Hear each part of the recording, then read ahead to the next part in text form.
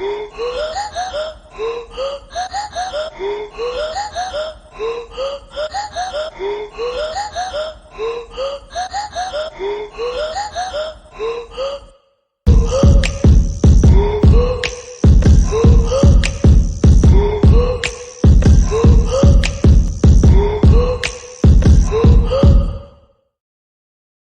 morning and well back. This afternoon there will be the Grand Final Sombrero League, competition organized by eSports World Team during the season 2020 and 2021. The winner of the Sombrero League will receive a free PlayStation 5. Great matches are waiting for us and, in addition, we will listen to the opinions of some professional doctors who will give us advice on how to best enjoy our eSport experience in various respects. It was a very intense season, full of emotions, which was attended by about 150 players. Yesterday ended the Grand Final Sombrero Cup, which saw the 8 best players of the competition compete. We congratulate all the participants and in particular the winner, Ignatius92. If you missed the live, you can watch the game on our YouTube channel eSports World Team. I remind you, if you have not yet done so, to subscribe to our channels and our social media, to put a like, and, if you like, to comment and share our videos. I also invite you to join us to join this great family and participate in all the initiatives proposed by the organization. Find all reference links in description. As announced, now I leave the line to Professor Francesco Bacci, who will talk about psychology in esports. At the end of his speech there will be the presentation of all the finalists of the Sombrero League and the draw of the matches, so stay tuned.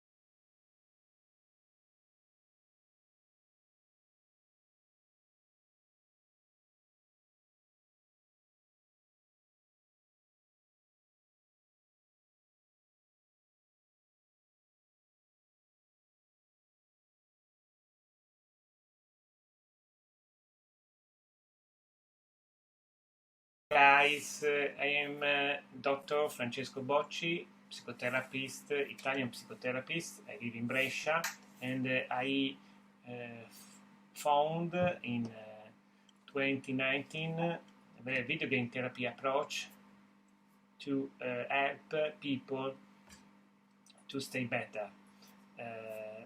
Play represents one of the first engines of human growth and provides of motor, cognitive, and interpersonal skills, a sound basis for further development. It plays a fundamental role in building a personal and social identity, through learning the rules of being with others and building different and new forms of interpersonal communication. Play is essential, not only in childhood. The forms, methods, tools, meanings change, but play always accompanies the human being throughout all the life.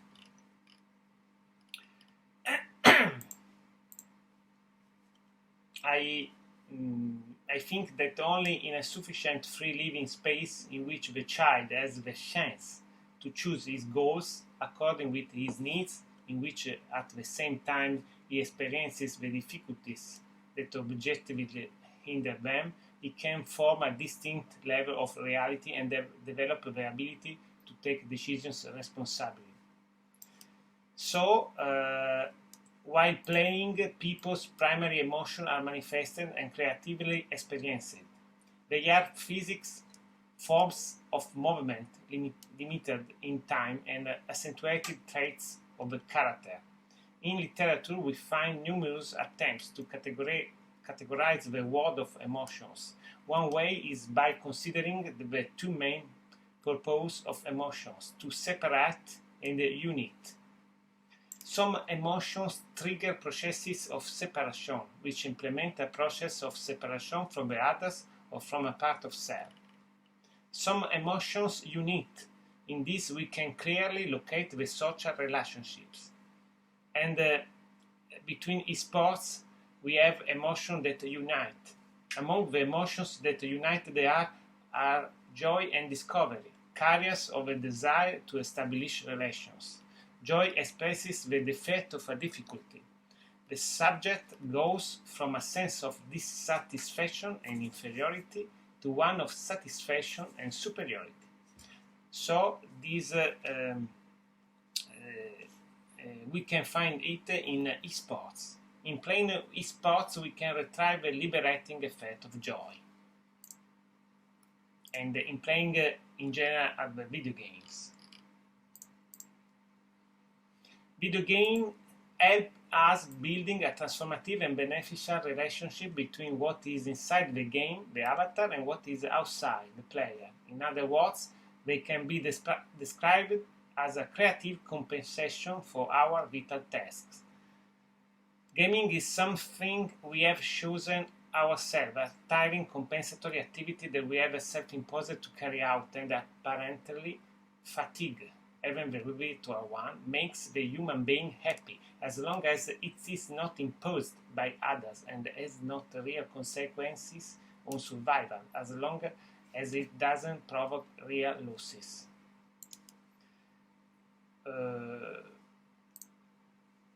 We can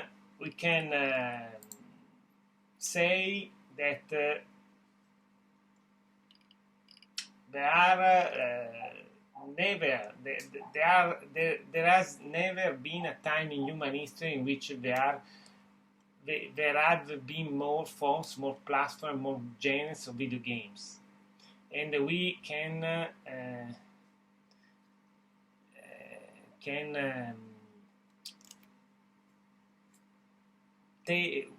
we can have a single-player and multiplayer video games that can be played on a personal computer, a console, on a portable device, and a mobile phone. What is the video game therapy? The video game therapy promoting emotional exploration with the other. Therapist or caregiver activate empathic processes through the activation of the emotional and affective sphere between the video games. The video game therapy approach is a registered trademark in Italian state. The therapeutic approach based on video game therapy allows the subject, the gamer, to bring a psychological work on the self using a relational setting between the video game, the commercial video game. In fact, especially children and adolescents are generally happy to be able to talk about themselves throughout the gaming experience with those who play with them at the moment. In addition, the gamer will feel motivated to move towards agreed therapeutic goals thanks to the intrinsically stimulating properties of a video game. The relational setting puts the subject at ease, recreating a safe and familiar environment, even for those who fear social confrontation and tend towards isolation. We remember that this kind of approach can be isolated from a psychotherapy, but rather it becomes a functional tool. So the therapeutic objectives of video game therapy are these: promotion emotional exploration with the other, promotion emotional literacy through the activation of a more cognitive and rational level of awareness, encouraging awareness of the primary emotion of discovery as compensation for an inferiority complex. Therapeutic objectives of video game therapy are also promoting social sentiment. The game becomes mutual cooperation and sharing of internal dynamics, promoting awareness of one's role or identity in a given moment of life, thanks to the correlation between the game's real lifestyle with the avatar of a protagonist or a character of a video game within a virtually narrated story. Activating the cognitive processes of imagining, ideomotor training, self-regulation with respect to agreed objectives, favoring concentration and mental processes related to attention. So the video game therapy approach can be developed both individually and in small groups of 2 or 3 people, a gamer, a caregiver, or 2 games with a caregiver. Each session of playing can have a duration of 30 minutes of individual or shared play, at the end of which an ergo-type activity is envisaged with the aim of reworking the context that emerged during the activity and gaming experience, such as expressive writing or free drawing or a moment linked to body expressiveness. So, in each session, there is a colloquial and dialogical moment that is important to re-elaborate the experience of the gameplay. I think that the video game therapy is important for 3 main functions. The first is the emotional containment function, in which the goal is to use a kind of video game called binary or arcade video games, in which is created a virtual environment that aims to recall a primordial maternal function, as if to protect and contain the present anxiety. The gamer will feel protected by a predefined virtual setting, which will reduce this sense of impotence, abandonment, anguish, and persecutory experience. So, I create the flow experience. What is the flow? Is any activity can make us live the flow experience is when we perceive the harmony between the difficulty of an activity and our skills. We enter the flow experience. So an harmony between the difficulty of an activity and our skills. So I am fully absorbed in something that involves us globally, concentrating cognitive, emotional, and behavioral aspects in the task. During these states, in fact, we feel strong, alert, active, but not tired. Simulating the condition of flow, people push themselves beyond their limits and open themselves to strengthening and acquiring personal skills.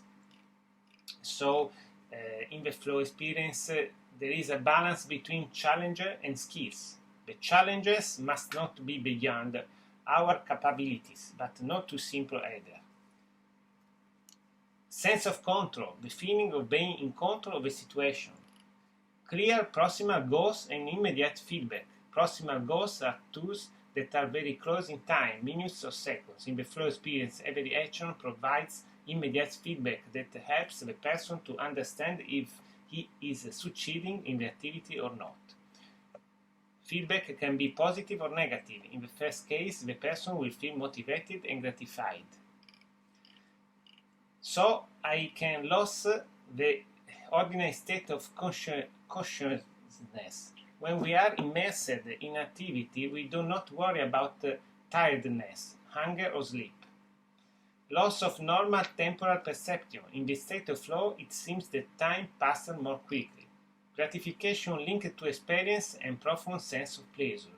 The goal to achieve is just an excuse to do that activity. Positive psychology defines this phenomenon as autotelic experience. So the goal to achieve is just an excuse to do that activity. Gratification is linked to experience and profound sense of pleasure. So this is a second function of the video game therapy, that is recreate a flow experience. Between the compensatory function, the video game can become a container of emotions throughout a second function called compensatory, where compensation stands for a compensation for an emotional void and a means of virtually acting a projective identification with one's own or someone else's avatar in the game. The third function in the ending is the creative function. The third and last function is the one called creative, in which the video game becomes a sandbox, arriving at the co-construction of shared meanings and emotion. Through the symbolism present in the game, or the tactics of the game in a sports worlds, it's possible to proceed with the co-construction of creative meanings that allow the gamer to get in touch with the self and the other. This function calls for the use of free associations as a creative and non-interpretative stimulus.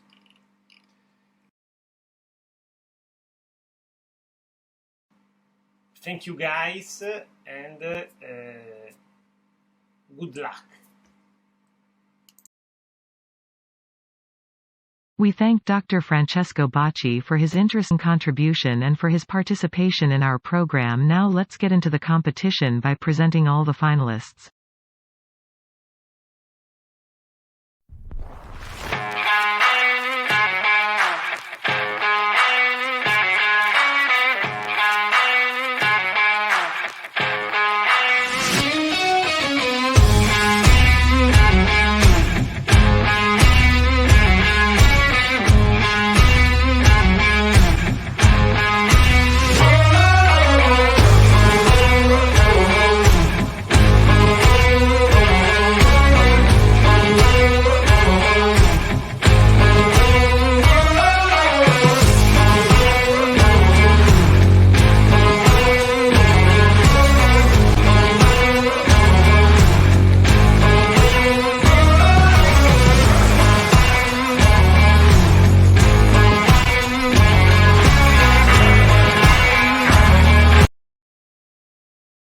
In a few minutes there will be the draw, but first I want to introduce the Doc Jessica Dolce, who will talk about nutrition, and Doc Alessio Giannuzzo, who will give us advice on posture.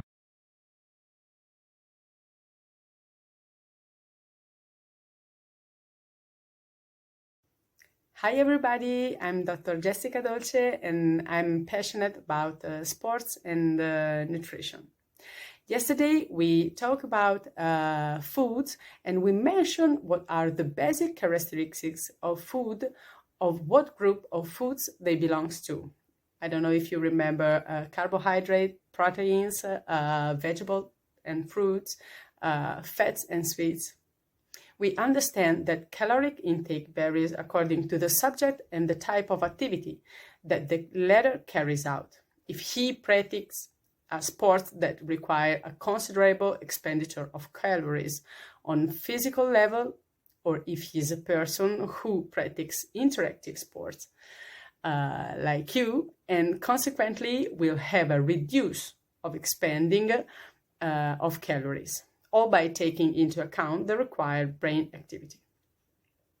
Unfortunately, however, a study revealed that those who play online only waste 10% more calories than those who watch TV, consuming approximately 70 kilocalories in 1 hour. It's not so much. Did you know that based on nutrition, we can increase our cognitive performance and therefore be more performing even in interactive games? Many studies reveal that food, which is normally identified only as a source of energy and support for the body, is increasingly capable of providing essential elements for the protection of mental function. For example, a diet rich in omega-3 found in walnut, flax seeds, and oily fish play a role in cognitive process in maintaining the correct function of neurons. Diets with a high content of meat and cheese, on the other hand, tire the neurological function. Therefore, following a healthy and balanced diet linked as much as possible to the seasonality of the food, and which includes these foods that stimulates the brain, can help keep memory and concentration as accurate as possible. Those foods are, first, whole grains.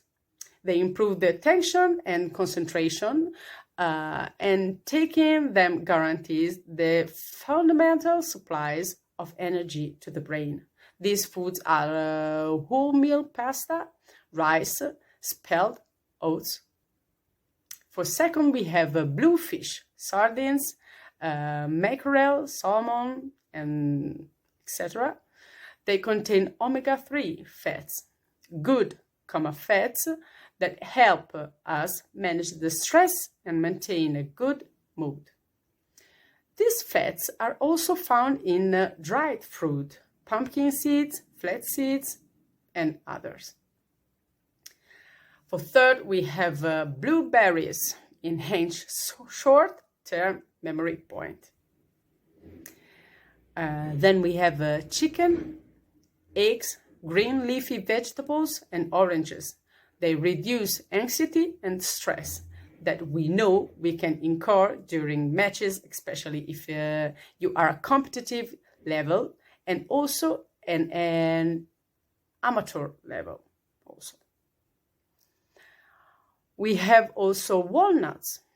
They protect brain function and they are also rich in good fats point. It is therefore simple at this point to determine which are the foods that should never be missing in a gamer's diet. Excessive consumption of high glycemic index carbohydrates such as zero-weight pasta, sweets, pizza, biscuits, and bread induce a chemical physical reaction that is responsible for post-meal sleepiness. And therefore, the more you eat this type of food, the stronger it will be this feeling of sleepiness. It's therefore important to have regular meals. Skipping meals means that you get to the next meal with an immeasurable hunger and therefore increases the tendency to eat more and eat comforting and easy to prepare food, especially easy to keep near the gaming station. For this reason, in addition to eating regularity and useful, keep foods close to you that can act as a healthy hunger breaker. Keeping dried fruit or vegetables already cut close to you will avoid falling into the trap of giving in those foods you are looking for, especially in stressful situations such as those of online gaming. Many people, for example, come in stressful condition, tend to eat compulsively and nervously, thus gulping down unnecessary calories that contribute to weight gain.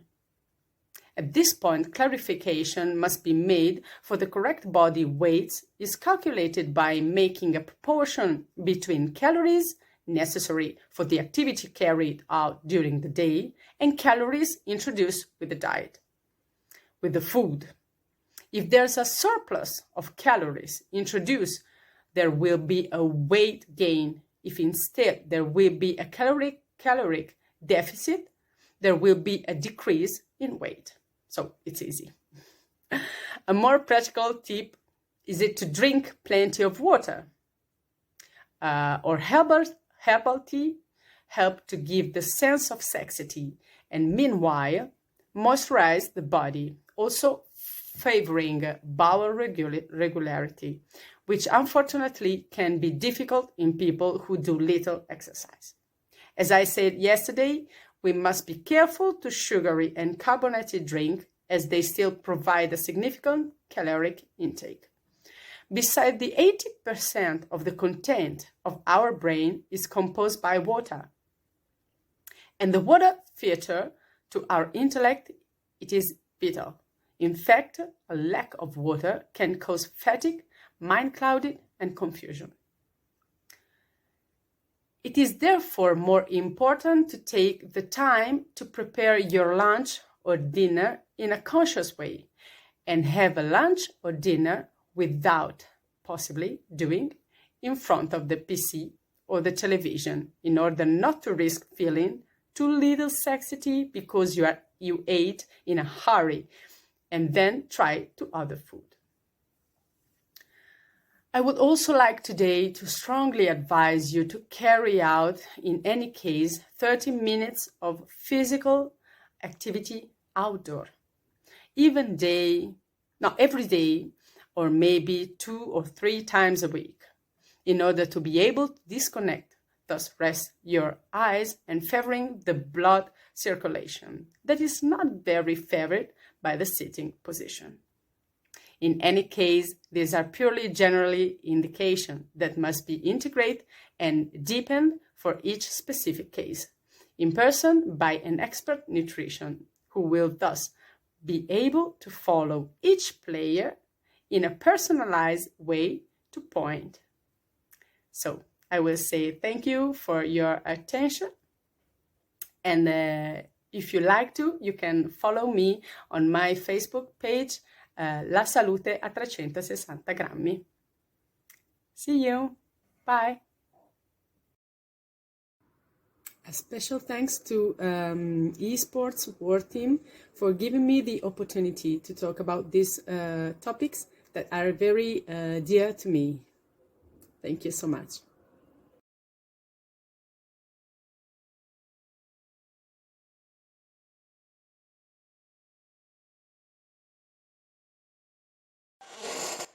Salve, sono il dottore Giannuzzo, ortopedico e traumatologo di Alcamo, provincia di Trapani in Sicilia, ospedaliero che lavora presso l'ASP di Palermo e ha lavorato presso l'ASP di Trapani.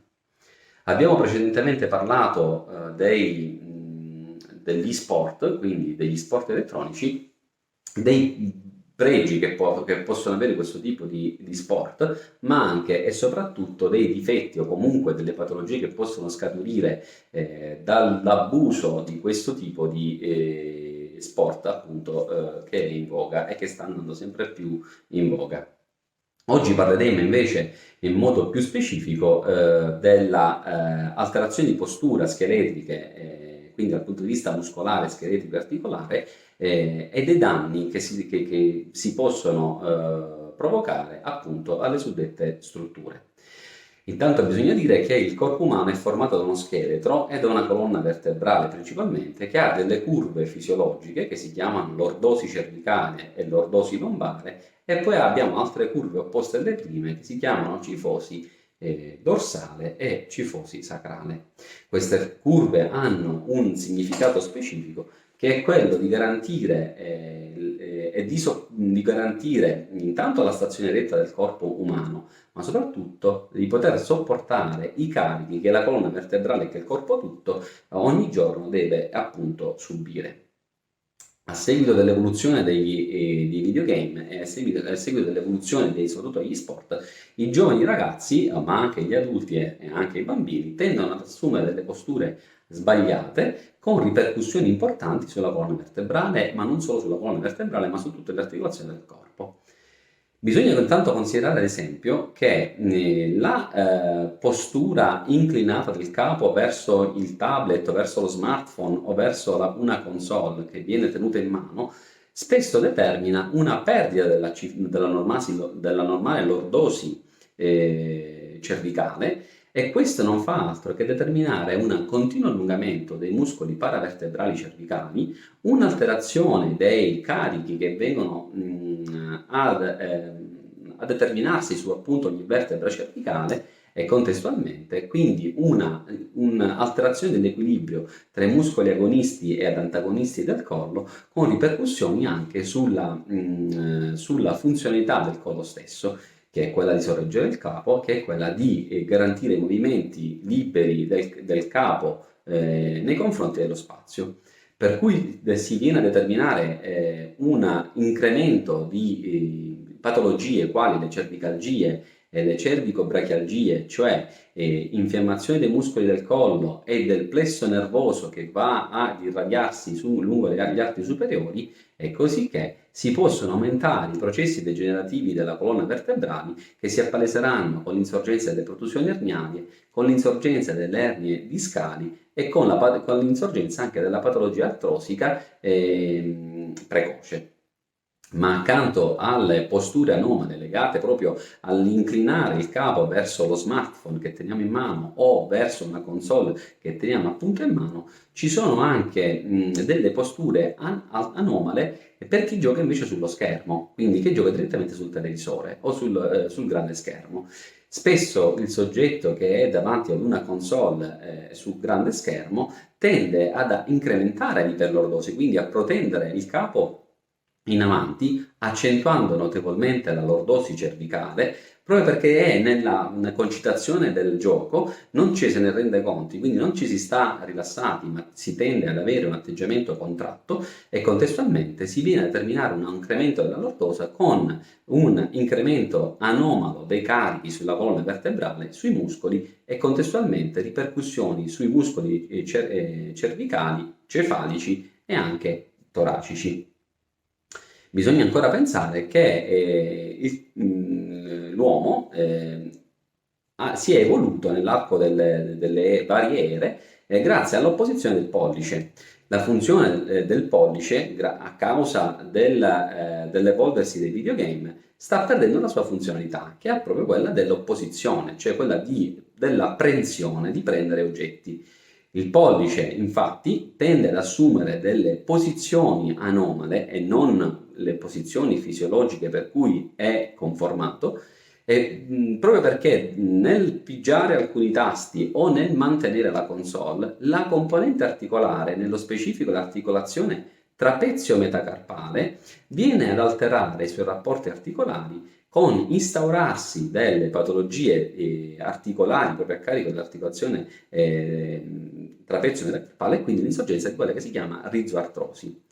Così che anche il continuo e rapidissimo movimento delle dita sulla console, sui tasti, non fa altro che generare patologie infiammatorie a carico dei tendini, quindi insorgenza di tendiniti delle mani, ma anche dei gomiti, quindi insorgenza di epicondiliti, insorgenza del dito a scatto, l'insorgenza del tunnel carpale, che è una infiammazione del legamento trasverso che si trova sul polso e che va a comprimere il nervo mediano. Sono tutte patologie che ancora sempre più frequentemente riscontriamo nei soggetti giovani e anche molto giovani, per cui bisogna rivalutare la medicina deve rivalutare anche l'insorgenza di queste condizioni e contestualmente fronteggiarle. Per cui io dico sempre e faccio sempre un paragone: come una partita di calcio dura 90 minuti perché il corpo si affatica e i muscoli si affaticano, così una partita ai videogame dovrebbe durare non più di un'ora, proprio perché anche il cervello si stanca e ha necessità di riposarsi.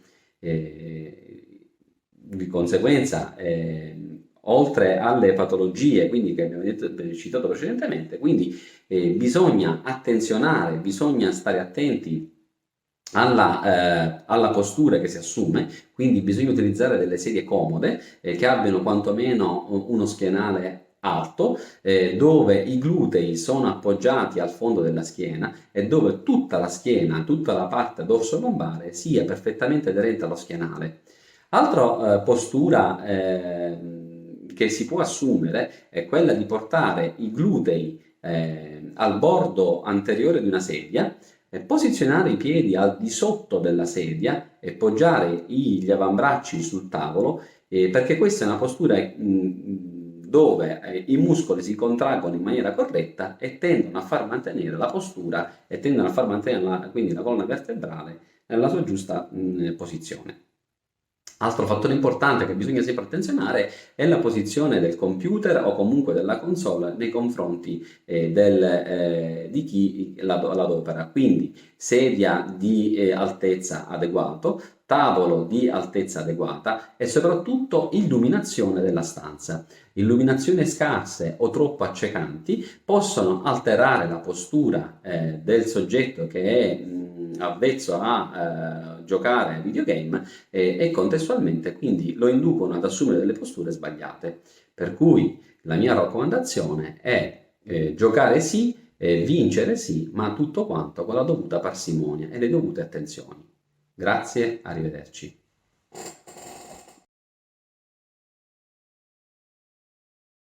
We thank DRSSA Dolce and Dr. Giannuzzo for their valuable cooperation and for being our guests in these 2 days before the long-awaited draw. I want to remind you to subscribe to our channels and social networks, to put up like, to comment and share our videos. Also, do not miss the opportunity to join and take part in all the initiatives proposed by the organization.